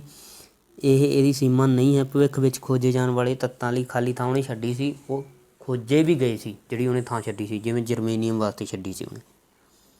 ਅਗਲਾ, ਸਮਸਥਾਨਕ ਹੁੰਦੇ ਨੇ ਕੀ ਹੁੰਦੇ ਨੇ ਵੀ? ਜਿਨ੍ਹਾਂ ਦਾ ਪਰਮਾਣੂ ਅੰਕ ਤਾਂ ਸਮਾਨ ਹੋਵੇ ਅਤੇ ਪਰਮਾਣੂ ਪੁੰਜ ਵੱਖ ਹੋਵੇ। ਕਿਹੜਾ ਇਹ? ਦੂਜੀ ਆਪਸ਼ਨ, ਪਰਮਾਣੂ ਅੰਕ ਸਮਾਨ ਅਤੇ ਪਰਮਾਣੂ ਪੁੰਜ ਵੱਖ ਹੋਵੇ। ਆਧੁਨਿਕ ਆਵਰਤੀ ਸਾਰਣੀ ਵਿੱਚ ਕਿੰਨੇ ਗਰੁੱਪ ਅਤੇ ਕਿੰਨੇ ਪੀਰੀਅਡ ਹਨ? ਆਧੁਨਿਕ ਆਵਰਤੀ ਸਾਰਣੀ ਵਿੱਚ 18 ਗਰੁੱਪ ਅਤੇ 7 ਪੀਰੀਅਡ ਹਨ। ਕਿਹੜਾ ਆਪਸ਼ਨ? ਤੀਜੀ ਆਪਸ਼ਨ। ਅਗਲਾ, ਧਾਤਾਂ ਕਿਹੜੇ ਆਕਸਾਈਡ ਬਣਾਉਂਦੀਆਂ ਹਨ? ਖਾਰੀ ਆਕਸਾਈਡ ਧਾਤਾਂ ਬਣਾਉਂਦੀਆਂ। ਇਹ ਆਪਾਂ ਪਹਿਲਾਂ ਵੀ ਡਿਸਕਸ ਕਰ ਚੁੱਕੇ ਹਾਂ। ਧਾਤਾਂ ਅਤੇ ਅਧਾਤਾਂ ਦੇ ਵਿੱਚ ਧਾਤਾਂ ਆਕਸਾਈਡ ਕਿਹੜੇ ਬਣਾਉਂਦੀਆਂ ਨੇ? ਖਾਰੀ। ਅਧਾਤਾਂ ਜਿਹੜੀਆਂ ਉਹ ਮੋਸਟਲੀ ਤੇਜ਼ਾਬੀ ਬਣਾਉਂਦੀਆਂ ਜਾਂ ਉਦਾਸੀਨ ਵੀ ਬਣਾਉਂਦੀਆਂ, ਪਰ ਜ਼ਿਆਦਾਤਰ ਤੇਜ਼ਾਬੀ ਬਣਾਉਂਦੀਆਂ। ਧਾਤਾਂ ਖਾਰੀ ਬਣਾਉਂਦੀਆਂ। ਅਗਲਾ, ਜਾਹਨ ਨਿਊਲੈਂਡ ਨੇ ਕਿਸ ਤੱਕ ਤੱਤਾਂ ਦਾ ਵਰਗੀਕਰਨ ਕੀਤਾ? ਕਿੱਥੋਂ ਤੋਂ ਕਿੱਥੇ ਤੱਕ ਕੀਤਾ ਸੀ ਬੇਟਾ? ਹਾਈਡਰੋਜਨ ਤੋਂ ਲੈ ਕੇ ਥੋਰੀਅਮ ਤੱਕ ਕੀਤਾ ਸੀ। ਅਗਲਾ ਕੁਐਸਚਨ 34ਵਾਂ, ਜਾਹਨ ਨਿਊਲੈਂਡ ਦੀ ਕਲਪਨਾ ਅਨੁਸਾਰ ਕੁਦਰਤ ਵਿੱਚ ਕਿੰਨੇ ਤੱਤ ਸਨ? ਕਿੰਨੇ ਤੱਤਾਂ ਦਾ ਵਰਗੀਕਰਨ ਕੀਤਾ ਸੀ ਉਹਨੇ? 56 ਤੱਕ। 56ਵਾਂ ਤੱਤ ਕੀ ਸੀਗਾ? ਥੋਰੀਅਮ ਸੀ। ਤਾਂ ਉਹਨੇ ਉਦੋਂ ਕਿੰਨੇ ਤੱਤ ਕਿਹਾ ਸੀਗਾ? ਕੁਦਰਤ ਵਿੱਚ ਕਿੰਨੇ ਤੱਤ ਨੇ? 56 ਤੱਤ ਮੌਜੂਦ ਨੇ। ਅਗਲਾ ਕੁਐਸਚਨ, ਡਾਵਨੀਅਰ ਉਸ ਸਮੇਂ ਤੱਕ ਗਿਆਤ ਤੱਤਾਂ ਵਿੱਚੋਂ ਕਿੰਨੀਆਂ ਤਿੱਕੜੀਆਂ ਬਣਾ ਸਕਿਆ? ਕਿੰਨੀਆਂ ਬਣਾ ਸਕਿਆ ਬੇਟਾ? 3। ਇਹ ਤੁਹਾਨੂੰ ਮੈਂ ਤਿੱਕੜੀਆਂ ਬਾਰੇ ਦੱਸ ਵੀ ਦਿੱਤਾ ਸੀ। 3 ਤਿੱਕੜੀਆਂ ਬਣਾਈਆਂ ਸੀ। ਦੁਬਾਰਾ ਦੱਸ ਦੇਣਾ। ਪਹਿਲੀ ਤਿੱਕੜੀ ਸੀ ਲੀਥੀਅਮ ਸੋਡੀਅਮ ਅਤੇ ਪੋਟਾਸ਼ੀਅਮ ਦੀ। ਦੂਜੀ ਸੀ ਕੈਲਸ਼ੀਅਮ ਸਟੋਨਸ਼ੀਅਮ ਬੇਰੀਅਮ ਦੀ। ਅਗਲੀ ਸੀ ਕਲੋਰੀਨ ਬਰੋਮੀਨ ਅਤੇ ਆਇਓਡੀਨ ਦੀ। 3 ਤਿੱਕੜੀਆਂ ਹੀ ਬਣਾ ਸਕਿਆ। ਅਗਲਾ ਕੁਐਸਚਨ, ਆਧੁਨਿਕ ਆਵਰਤੀ ਸਾਰਣੀ ਵਿੱਚ ਗਰੁੱਪ 1 ਦੇ ਤੱਤ ਦੱਸੋ। ਕਿਹੜੇ ਗਰੁੱਪ 1 ਦੇ ਵਿੱਚ ਆਉਂਦੇ ਨੇ? ਕਿਹੜੇ ਆਉਂਦੇ ਨੇ ਬੇਟਾ ਗਰੁੱਪ 1 ਦੇ ਵਿੱਚ? ਹਾਈਡਰੋਜਨ ਅਤੇ ਲੀਥੀਅਮ। ਠੀਕ ਹੈ, ਇਹ ਗਰੁੱਪ ਪਹਿਲੇ ਗਰੁੱਪ ਦੇ ਤੱਤ ਹਨ। ਅਗਲਾ 37ਵਾਂ, ਲੀਥੀਅਮ ਅਤੇ ਬਰੀਲੀਅਮ ਦੀ ਕ੍ਰਮਵਾਰ ਸੰਯੋਜਕਤਾ ਹੈ। ਲੀਥੀਅਮ ਪਹਿਲੇ ਗਰੁੱਪ 'ਚ ਆਉਂਦਾ, ਬਰੀਲੀਅਮ ਦੂਜੇ ਗਰੁੱਪ 'ਚ ਆਉਂਦਾ। ਤਾਂ ਇਹਦੀ ਕੀ ਆ ਵੀ? ਪਹਿਲੇ ਗਰੁੱਪ ਦੀ 1 ਸੰਯੋਜਕਤਾ, ਦੂਜੇ ਗਰੁੱਪ ਦੇ ਤੱਤ ਦੀ ਸੰਯੋਜਕਤਾ 2। ਅਗਲਾ ਕੁਐਸਚਨ, ਆਵਰਤੀ ਸਾਰਣੀ ਵਿੱਚ ਧਾਤਾਂ ਅਤੇ ਅਧਾਤਾਂ ਕ੍ਰਮਵਾਰ ਕਿੱਥੇ ਮੌਜੂਦ ਹੁੰਦੀਆਂ ਹਨ? ਇਹ ਮੈਂ ਤੁਹਾਨੂੰ ਦੱਸਿਆ ਸੀ ਵੀ ਆਵਰਤੀ ਸਾਰਣੀ ਦੇ ਵਿੱਚ ਖੱਬੇ ਪਾਸੇ ਧਾਤਾਂ ਹੁੰਦੀਆਂ ਅਤੇ ਸੱਜੇ ਪਾਸੇ ਅਧਾਤਾਂ ਹੁੰਦੀਆਂ। ਧਾਤਾਂ ਅਤੇ ਅਧਾਤਾਂ ਦੋਨਾਂ ਦੇ ਵਿਚਕਾਰ ਉਪ ਧਾਤਾਂ ਹੁੰਦੀਆਂ। ਤਾਂ ਕੀ ਉੱਤਰ ਆਏਗਾ? ਧਾਤਾਂ ਖੱਬੇ ਪਾਸੇ ਅਤੇ ਧਾਤਾਂ ਸੱਜੇ ਪਾਸੇ ਹੁੰਦੀਆਂ। ਪਹਿਲੀ ਆਪਸ਼ਨ ਸਹੀ ਆਏਗੀ। ਤੱਤਾਂ ਦੇ ਵਰਗੀਕਰਨ ਵਿੱਚ ਯੋਗਦਾਨ ਪਾਉਣ ਵਾਲੇ ਵਿਅਕਤੀ ਕ੍ਰਮਵਾਰ ਹਨ। ਕਿਹੜੇ ਕਿਹੜੇ ਨੇ ਵੀ? ਕ੍ਰਮਵਾਰ ਲਾਉਣੇ ਨੇ ਵੀ। ਪਹਿਲਾਂ ਕਿਹੜਾ ਆਇਆ ਸੀ, ਬਾਅਦ 'ਚ ਕਿਹੜਾ? ਤਾਂ ਪਹਿਲਾਂ ਕਿਹੜਾ ਆਇਆ ਸੀ ਬੇਟਾ? ਡਾਵਨੀਅਰ ਨੇ ਤਿੱਕੜੀਆਂ ਬਣਾਈਆਂ ਸੀਗੀਆਂ। ਫਿਰ ਬਾਅਦ 'ਚ ਨਿਊਲੈਂਡ ਨੇ ਅਸ਼ਟਕ ਬਣਾਏ ਸੀ। ਫਿਰ ਮੈਂਡਲੀਵ ਨੇ ਸਾਰਣੀ ਬਣਾਈ ਸੀ। ਉਹ ਤੋਂ ਬਾਅਦ ਹੈਨਰੀ ਮੋਸਲੇ ਨੇ ਆਧੁਨਿਕ ਆਵਰਤੀ ਸਾਰਣੀ ਬਣਾਈ ਸੀ। ਇਹਦੇ ਲਈ ਦੂਜੀ ਆਪਸ਼ਨ ਸਹੀ ਆਏਗੀ। ਕਿਸ ਤੱਤ ਦੇ ਸਭ ਤੋਂ ਬਾਹਰਲੇ ਸ਼ੈੱਲ ਵਿੱਚ 2 ਇਲੈਕਟ੍ਰੋਨ ਹਨ? ਕਿਹੜੇ ਦੇ ਵਿੱਚ 2 ਇਲੈਕਟ੍ਰੋਨ ਹੋਣਗੇ? ਜਿਹੜਾ ਦੂਜੇ ਗਰੁੱਪ ਦਾ ਐਲੀਮੈਂਟ ਹੋਊਗਾ, ਜਿਹੜਾ ਦੂਜੇ ਗਰੁੱਪ ਦਾ ਤੱਤ ਹੋਊਗਾ। ਦੂਜੇ ਗਰੁੱਪ ਦਾ ਕਿਹੜਾ ਵੀ? ਮੈਗਨੀਸ਼ੀਅਮ। ਜਾਂ ਤੁਹਾਨੂੰ ਪਤਾ ਹੈ ਇਹਨਾਂ ਦੇ ਪਰਮਾਣੂ ਅੰਕ ਤੁਹਾਡੇ ਯਾਦ ਨੇ ਤਾਂ ਮੈਗਨੀਸ਼ੀਅਮ ਦਾ 12 ਹੁੰਦਾ ਤਾਂ ਆਪਾਂ ਦੇਖ ਲਾਂਗੇ ਇਲੈਕਟ੍ਰੋਨਿਕ ਤਰਤੀਬ ਬਣਾ ਕੇ 2 8 10 ਅਤੇ 2 12 ਤਾਂ ਮੈਗਨੀਸ਼ੀਅਮ ਦੇ ਵਿੱਚ ਕਿੰਨੇ ਇਲੈਕਟ੍ਰੋਨ ਨੇ ਬਾਹਰੀ ਤੱਤ ਵਿੱਚ ਬਾਹਰੀ ਸ਼ੈੱਲ ਵਿੱਚ 2। ਠੀਕ ਹੈ ਬੇਟਾ, ਇਹੋ ਜਿਹਾ ਕੁਐਸਚਨ ਆਉਂਦਾ ਤੁਹਾਨੂੰ ਤਾਂ ਪਰਮਾਣੂ ਅੰਕ ਤੁਹਾਨੂੰ ਪਤਾ ਹੋਣੇ ਚਾਹੀਦੇ ਆ। ਤੁਸੀਂ ਇਲੈਕਟ੍ਰੋਨਿਕ ਤਰਤੀਬ ਜਦੋਂ ਲਿਖੋਗੇ ਤਾਂ ਤੁਹਾਨੂੰ ਪਤਾ ਲੱਗ ਜਾਣਾ ਵੀ ਇਸ ਦੇ ਬਾਹਰੀ ਸ਼ੈੱਲ ਵਿੱਚ ਕਿੰਨੇ ਇਲੈਕਟ੍ਰੋਨ ਹਨ। ਅੱਗੇ ਤੱਤ ਜਿਸ ਵਿੱਚ 2 ਸ਼ੈੱਲ ਹਨ ਅਤੇ ਦੋਵੇਂ ਸ਼ੈੱਲ ਇਲੈਕਟ੍ਰੋਨਾਂ ਨਾਲ ਪੂਰਨ ਰੂਪ ਵਿੱਚ ਭਰੇ ਹੋਏ ਹਨ। ਤਾਂ ਪਹਿਲਾਂ ਤਾਂ ਜਿਹਦੇ ਵਿੱਚ ਪੂਰੇ ਭਰੇ ਹੁੰਦੇ ਨੇ ਉਹ ਕਿਹੜਾ ਹੁੰਦੇ ਆ, ਕਿਹੜੇ ਤੱਤ ਹੁੰਦੇ ਆ ਵੀ ਨੋਬਲ ਗੈਸਾਂ ਹੁੰਦੀਆਂ, ਅਕਿਰਿਆਸ਼ੀਲ ਤੱਤ 18ਵੇਂ ਗਰੁੱਪ ਦੇ ਤੱਤ ਹੋਣਗੇ ਉਹ। ਤਾਂ ਕਿਹੜਾ ਇੱਥੇ ਕਿਹੜਾ 18ਵੇਂ ਦਾ ਨਿਓਨ ਗੈਸਿਸ ਹੈ ਜਿਹਦਾ ਪਰਮਾਣੂ ਅੰਕ 10 ਹੁੰਦਾ। ਇਲੈਕਟ੍ਰੋਨਿਕ ਤਰਤੀਬ ਜੇ ਆਪਾਂ ਲਿਖੀਏ 2 8 ਭਰੇ ਹੋਏ ਨੇ, ਪਹਿਲੇ ਸ਼ੈੱਲ ਦੇ ਵਿੱਚ 2 ਇਲੈਕਟ੍ਰੋਨ ਪੂਰੇ ਭਰੇ ਨੇ, ਦੂਜੇ ਦੇ ਵਿੱਚ 8 ਇਲੈਕਟ੍ਰੋਨ ਪੂਰੇ ਭਰੇ ਹੋਏ ਹਨ। ਠੀਕ ਹੈ ਬੇਟਾ, ਇਹਦੇ ਲਈ ਨਿਓਨ ਸਹੀ ਆਪਸ਼ਨ ਆਏਗੀ। ਉਹ ਤੱਤ ਜਿਸ ਵਿੱਚ 3 ਸ਼ੈੱਲ ਹਨ, ਬਾਹਰੀ ਸ਼ੈੱਲ ਵਿੱਚ 4 ਇਲੈਕਟ੍ਰੋਨ ਭਰੇ ਹੋਏ ਨੇ। ਪਹਿਲਾਂ ਤਾਂ 3 ਸ਼ੈੱਲ ਨੇ, ਬਾਹਰੀ ਦੇ ਵਿੱਚ 4 ਇਲੈਕਟ੍ਰੋਨ ਨੇ। ਠੀਕ ਹੈ, ਤਾਂ ਪਹਿਲੇ ਦੇ ਵਿੱਚ ਕਿੰਨੇ ਹੋਣਗੇ 2, ਦੂਜੇ ਦੇ ਵਿੱਚ ਕਿੰਨੇ ਹੋਣਗੇ 8, ਬਾਹਰੀ ਸ਼ੈੱਲ ਦੇ ਵਿੱਚ ਕਿੰਨੇ ਹੋਣਗੇ 4। ਇਹ 4 ਕਿਹਾ ਨਾ ਇਹਨਾਂ ਨੇ, ਤਾਂ ਬਣਾਓ ਕਿੰਨੇ ਹੋ ਗਏ 2 ਅਤੇ 8 10 ਅਤੇ 4 14। 14 ਕਿਹਦਾ ਹੁੰਦਾ ਵੀ ਪਰਮਾਣੂ ਅੰਕ ਸਿਲੀਕਨ ਦਾ ਹੁੰਦਾ, ਤਾਂ ਇਹਦੇ ਲਈ ਸਿਲੀਕਨ ਸਹੀ ਆਪਸ਼ਨ ਆਏਗਾ। ਅਗਲਾ ਪਰਮਾਣੂ ਦੀ ਇਲੈਕਟ੍ਰੋਨਿਕ ਤਰਤੀਬ 2 8 7 ਹੈ। ਕਿਸ ਤੱਤ ਦੀ ਰਸਾਇਣਕ ਸਮਾਨਤਾ ਕਿਸ ਤੱਤ ਨਾਲ ਹੋਵੇਗੀ, ਕਿਹਦੇ ਨਾਲ ਮਿਲੂਗਾ। ਠੀਕ ਹੈ, ਇਹ ਤਾਂ ਪਹਿਲਾਂ ਤਾਂ ਆਪਾਂ ਤੱਤ ਜਾਣ ਲਈਏ ਵੀ ਕਿਹੜਾ ਇਹ 2 8 10 ਅਤੇ 7 17 ਕਲੋਰੀਨ। ਇਹ ਕਲੋਰੀਨ ਆ ਬੇਟਾ, ਇਹ ਹੈਲੋਜਨ ਗਰੁੱਪ ਦੇ ਵਿੱਚ ਆਉਂਦਾ, 17ਵੇਂ ਗਰੁੱਪ ਦੇ ਵਿੱਚ ਆਉਂਦਾ। ਅਗਰ ਕੋਈ 17ਵੇਂ ਗਰੁੱਪ ਵਾਲਾ ਹੋਰ ਇੱਥੇ ਹੈਗਾ ਤਾਂ ਉਹਦੇ ਨਾਲ ਮਿਲੂਗੀ, ਜਿਵੇਂ ਇੱਥੇ ਕਿਹੜਾ ਹੈ ਕਲੋਰੀਨ। ਮਤਲਬ ਜਾਂ ਆਪਾਂ ਤੁਸੀਂ ਇਲੈਕਟ੍ਰੋਨਿਕ ਤਰਤੀਬ ਦੇ ਹਿਸਾਬ ਨਾਲ ਵੀ ਦੇਖ ਸਕਦੇ ਹੋ ਸਮਾਨਤਾ। ਸਾਰਿਆਂ ਦੀ ਇਲੈਕਟ੍ਰੋਨਿਕ ਤਰਤੀਬ ਲਿਖੋ, ਜਿਵੇਂ ਮੈਂ ਇੱਥੇ ਇਕੱਲੀ ਫਲੋਰੀਨ ਦੀ ਲਿਖਦਾ। ਫਲੋਰੀਨ ਦਾ ਜਿਹੜਾ ਪਰਮਾਣੂ ਅੰਕ ਉਹ 9 ਹੁੰਦਾ ਤਾਂ ਉਹਦੀ ਤਰਤੀਬ ਕੀ ਆਏਗੀ 2 7। ਇਹਦੇ ਬਾਹਰੀ ਸ਼ੈੱਲ ਦੇ ਵਿੱਚ ਵੀ ਕਿੰਨੇ ਇਲੈਕਟ੍ਰੋਨ ਨੇ 7, ਜਿਹੜਾ ਆਪਾਂ ਦਿੱਤਾ ਉਹਦੇ ਵੀ ਕਿੰਨੇ ਨੇ 7। ਤਾਂ ਉਸ ਤੱਤ ਨਾਲ ਇਸ ਦੀ ਰਸਾਇਣਿਕ ਸਮਾਨਤਾ ਹੈ, ਤਾਂ ਇਸ ਲਈ ਸਹੀ ਉੱਤਰ ਕੀ ਆਏਗਾ ਫਲੋਰੀਨ ਆਏਗਾ। F 44ਵਾਂ ਅਧਾਤਾਂ ਅਤੇ ਨੋਬਲ ਗੈਸਾਂ ਕ੍ਰਮਵਾਰ ਕਿਸ ਗਰੁੱਪ ਵਿੱਚ ਆਉਂਦੀਆਂ ਹਨ।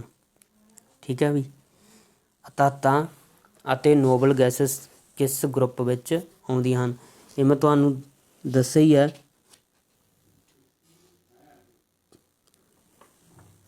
ਕਿਹੜੇ ਗਰੁੱਪ 'ਚ ਆਉਂਦੀਆਂ ਵੀ ਨੋਬਲ ਗੈਸਸ ਦੱਸਿਆ ਮੈਂ ਤੁਹਾਨੂੰ 18। ਇੱਥੇ ਥੋੜ੍ਹਾ ਜਿਹਾ ਕੁਐਸਚਨ ਦੇ ਵਿੱਚ ਵੀ ਦਿੱਕਤ ਆਏ, ਅਧਾਤਾਂ ਨਹੀਂ ਲਿਖਣਾ ਸੀ, ਇੱਥੇ ਹੈਲੋਜਨ ਗਰੁੱਪ ਲਿਖਣਾ ਸੀ। ਅਧਾਤਾਂ ਕਈ ਗਰੁੱਪਾਂ ਦੇ ਵਿੱਚ ਆਉਂਦੀਆਂ, ਅਧਾਤਾਂ ਬਾਰੇ ਤਾਂ ਕੁਛ ਕਹਿ ਨਹੀਂ ਸਕਦੇ ਆਪਾਂ। ਇਹ ਸਾਰੀਆਂ 13ਵੇਂ ਗਰੁੱਪ 'ਚ ਵੀ ਅਧਾਤਾਂ ਨੇ, 14ਵੇਂ 'ਚ ਵੀ ਅਧਾਤਾਂ ਨੇ, 15ਵੇਂ 'ਚ ਵੀ, 16ਵੇਂ 'ਚ ਵੀ। ਠੀਕ ਹੈ, ਤਾਂ ਆਪਾਂ ਇਸ ਬਾਰੇ ਨਹੀਂ ਕਹਿ ਸਕਦੇ। ਨੋਬਲ ਗੈਸਸ ਆ ਜਿਹੜੀਆਂ ਉਹ 18ਵੇਂ ਗਰੁੱਪ 'ਚ ਆਉਂਦੀਆਂ ਨੇ। ਤਾਂ ਇਹ ਕੁਐਸਚਨ ਦੇ ਵਿੱਚ ਥੋੜ੍ਹੀ ਜਿਹੀ ਦਿੱਕਤ ਹੈ, ਥੋੜ੍ਹਾ ਜਿਹਾ ਗਲਤ ਕੁਐਸਚਨ ਪਾ ਰੱਖਿਆ। ਅਗਰ ਇਹ ਪੁੱਛ ਲੈਂਦੇ ਆਪਾਂ ਨੂੰ ਹੈਲੋਜਨ, ਠੀਕ ਹੈ, ਅਤੇ ਨੋਬਲ ਗੈਸਾਂ ਕਿਹੜੇ ਗਰੁੱਪ 'ਚ ਆਉਂਦੀਆਂ ਤਾਂ ਆਪਾਂ ਕੀ ਲਾਉਣਾ ਸੀ ਗਰੁੱਪ 17 ਅਤੇ ਗਰੁੱਪ 18 ਵਿੱਚ ਆਉਂਦੀਆਂ। ਅਗਲਾ ਕੁਐਸਚਨ ਆਧੁਨਿਕ ਵਰਤੀ ਸਾਰਣੀ ਵਿੱਚ ਸਭ ਤੋਂ ਹੇਠਾਂ ਕਿਹੜੇ ਤੱਤ ਮੌਜੂਦ ਹਨ। ਕਿਹੜੇ ਨੇ ਵੀ ਜਿਹੜੇ 2 ਤੁਸੀਂ ਆਧੁਨਿਕ ਸਾਰਣੀ ਦੇ ਵਿੱਚ ਦੇਖੇ ਨੇ ਉਹ ਕਿਹੜੇ ਹੁੰਦੇ ਨੇ, ਲੈਂਥੇਨੋਇਡ ਅਤੇ ਐਕਟੀਨੋਇਡ ਆ ਜਿਹੜੇ ਉਹ ਅਲੱਗ ਕੱਢੇ ਹੁੰਦੇ ਨੇ। ਠੀਕ ਹੈ, ਉਹ ਅਲੱਗ ਲਿਖੇ ਹੁੰਦੇ ਨੇ, ਉਹ ਸਭ ਤੋਂ ਹੇਠਾਂ ਲਿਖੇ ਹੁੰਦੇ ਨੇ। ਲੈਂਥੇਨੋਇਡ ਅਤੇ ਐਕਟੀਨੋਇਡ ਆਧੁਨਿਕ ਆਵਰਤੀ ਸਾਰਣੀ ਵਿੱਚ ਸਭ ਤੋਂ ਹੇਠਾਂ ਮੌਜੂਦ ਹਨ। ਅੱਗੇ ਸੋਡੀਅਮ ਅਤੇ ਐਲੂਮੀਨੀਅਮ ਦਾ ਕ੍ਰਮਵਾਰ ਪਰਮਾਣੂ ਅੰਕ ਕੀ ਹੈ। ਮੈਂ ਤੁਹਾਨੂੰ ਯਾਦ ਕਰਨ ਨੂੰ ਕਿਹਾ ਵੀ 30 ਤੱਕ ਤੁਸੀਂ ਯਾਦ ਕਰਨੇ ਆ। ਠੀਕ ਹੈ, ਸੋਡੀਅਮ ਦਾ ਹੁੰਦਾ 11 ਪਰਮਾਣੂ ਅੰਕ ਅਤੇ ਐਲੂਮੀਨੀਅਮ ਦਾ ਹੁੰਦਾ 13। ਤਾਂ 11 ਅਤੇ 13 ਤੀਜੀ ਆਪਸ਼ਨ ਇਹਦੇ ਲਈ ਸਹੀ ਆਏਗੀ। ਪਰਮਾਣੂ ਅੰਕ 8 ਅਤੇ 19 ਦੇ ਤੱਤਾਂ ਦੇ ਕ੍ਰਮਵਾਰ ਨਾਮ ਕੀ ਹਨ। 8 ਆ ਜਿਹੜਾ ਉਹ ਆਕਸੀਜਨ ਦਾ ਹੁੰਦਾ ਅਤੇ 19 ਆ ਜਿਹੜਾ ਉਹ ਪੋਟਾਸ਼ੀਅਮ ਦਾ ਹੁੰਦਾ। ਤਾਂ ਉਹਦੇ ਲਈ ਤੀਜੀ ਆਪਸ਼ਨ ਸਹੀ ਹੋਊਗੀ। 8 ਆਕਸੀਜਨ ਦਾ, 19 ਪਰਮਾਣੂ ਅੰਕ ਪੋਟਾਸ਼ੀਅਮ ਦਾ ਹੁੰਦਾ। ਅਗਲਾ ਕੁਐਸਚਨ 48ਵਾਂ ਕਿਹੜੇ ਤੱਤਾਂ ਨੂੰ ਪਰਮਾਣੂ ਅੰਕ ਦੇ ਵੱਧਦੇ ਕ੍ਰਮ ਅਨੁਸਾਰ ਲਗਾਇਆ ਗਿਆ ਹੈ। परमाणु अंक के वाधे क्रम अनुसार लगाया गया। तो मैं परमाणु अंक लिख देना सारिਆਂ ਦੇ। कैल्शियम है जिहड़ा, देखो बेटा, जिहड़ा कैल्शियम लिखिਆ ਉਹਦਾ परमाणु अंक 17 ਹੁੰਦਾ। जिहड़ा सोडियम है ਉਹਦਾ 11 ਹੁੰਦਾ। ਤੁਸੀਂ ਆਪ ਹੀ ਲਗਾ ਲੈਣਾ ਇਹਨੂੰ। ਉਦੋਂ ਬਾਅਦ ਜਿਹੜਾ कैल्शियम लिखिਆ ਹੋਇਆ ਹੈ, कैल्शियम लिखिਆ ਉਹਦਾ ਹੁੰਦਾ 20। ਤਾਂ ਤੁਸੀਂ ਲਗਾ ਲਓ ਹੁਣ परमाणु अंक ਦੇ वाधे क्रम अनुसार। तो किहड़ा आएगा पहला सोडियम, फिर क्लोरीन, फिर कैल्शियम। सोडियम, क्लोरीन ते कैल्शियम, दूजी ऑप्शन सही आएगी। अगला हाइड्रोजन, लीथियम और सोडियम तत्तां क्रमवार किहड़े पीरियड नाल संबंध रखते हैं। हाइड्रोजन कहते किहड़े पीरियड च आउंदा है, लीथियम किहड़े च आउंदा है, सोडियम किहड़े च आउंदा है। हाइड्रोजन पहले पीरियड च आउंदा है, लीथियम दूजे पीरियड च आउंदा है ते सोडियम तीजे पीरियड च आउंदा है। ठीक है बेटा, तीजी ऑप्शन इहदे लई सही आएगी। अगला क्वेश्चन, लास्ट क्वेश्चन, इस तत्तां विच धात्वी गुण के वाधे क्रम अनुसार तत्तां नूं चुनो। धात्वी गुण किस लोट वाधा, मतलब इन्हां दे विच देखो ये एक ग्रुप के एलीमेंट ने। ठीक है, जो आप ग्रुप के नीचे वाल नूं जाने तो धात्वी गुण वाधा है। तो उपर तो नीचे वाल लिखांगे आप, पहला हाइड्रोजन आएगा, फिर लीथियम आएगा, फिर सोडियम आएगा। पहली ऑप्शन ये लिए सही आएगी। 4 क्वेश्चन आप डिस्कस करते हैं। इत्थे तुहाडे कोल आधुनिक भर्ती सारणी बनाई गई है। पहले क्वेश्चन के उपर दी सारणी दे विच कुछ उस टाइप की सारणी बनाई गई है। धात्वी गुण का सही क्रम की है। तो आप धात्वी गुण की प्रॉपर्टी ला के फिर दसांगे किहदा सही है। इधर नूं जांदे धात्वी गुण वाधा है, इधर नूं जांदे धात्वी गुण घटदा है। ठीक है बेटा, तो किहड़ा ऑप्शन सही आएगा इहदे लई। पोटाशियम है जिहड़ा थल्ले नूं वाला है, तो उहदा सब तो ज़्यादा है। उदों बाद मैगनीशियम का आएगा, उदों बाद एलूमीनीयम का सब तो घट धात्वी गुण किहदा आएगा, बोरोन का आएगा। पहली ऑप्शन इहदे लई सही आएगी। अगला क्वेश्चन दूजा, तत्त XYZ के परमाणु अंक क्रमवार 8, 12, 17 हैं। इन्हां विचों किहड़े तत्त इक्को पीरीयड नाल संबंध रखते हैं। किहड़े ने भी इक्को पीरीयड नाल संबंध रखते हैं, जिहड़े किहड़े ने जिहदा परमाणु अंक 12 ते 17 है। ये किहड़े पीरीयड दे विच आउंदे ने। तीजे दे विच 8 परमाणु अंक वाला दूजे दे विच आउंदा है, तो Y ते Z आ जिहड़े ओह इक्को पीरीयड दे विच आउंदे ने। अगे किहड़ा कथन सही है। ग्रुप विच हेठां वल जांदे संयोजकता वध जांदी है। इक्को ग्रुप वाले तत्तां दी संयोजकता आम तौर पर इक्को जिही हुंदी है। ग्रुप विचों उपरों हेठां जांदिआं पहलां संयोजकता वधदी है, फिर घटदी है। ससा उपरोक्त विचों कोई नहीं। तो किहड़ी है भी ग्रुप दे विच संयोजकता इक्को समान रहिंदी है। अगला क्वेश्चन,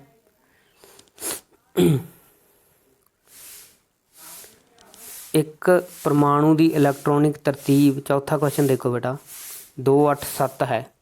2, 8, 7 है, मतलब क्लोरीन है। 2 ते 8, 10 ते 17 परमाणु अंक तो क्लोरीन है। तो हेठ लिखिआं विचों किस तत्त की रसायनिक समानता समान होएगी। देखो 2, 8, 7 क्लोरीन है, जिहदे लास्ट शैल में 7 इलैक्ट्रॉन होणगे उस नाल समान होगी। किहदे च होणगे भी, फ्लोरीन। ये पहलां भी आपां कर लिया डिस्कस। 9 हुंदा फ्लोरीन का, तो किवें लिखिआ जाऊगा फ्लोरीन नूं 2, 7। ਇਹਦੇ भी बाहरी शैल 7 इलैक्ट्रॉन ने, क्लोरीन के बाहरी शैल ਦੇ ਵਿੱਚ भी 7 इलैक्ट्रॉन ने। अगे आवर्ती सरणी के तीजे पीरियड का तत्त M ऑक्सीजन नाल क्रिया करके ऑक्साइड M2O3 बनाउंदा। M की है, इत्थों पता लगदा आपां नूं संयोजकता कितनी है, 3 है।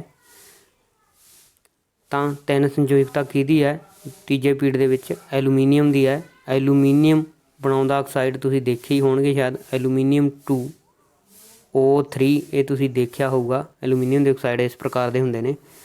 तां ही किहड़ा एलीमेंट आ बेटा, किहड़ा तत्त है, एलूमीनीयम।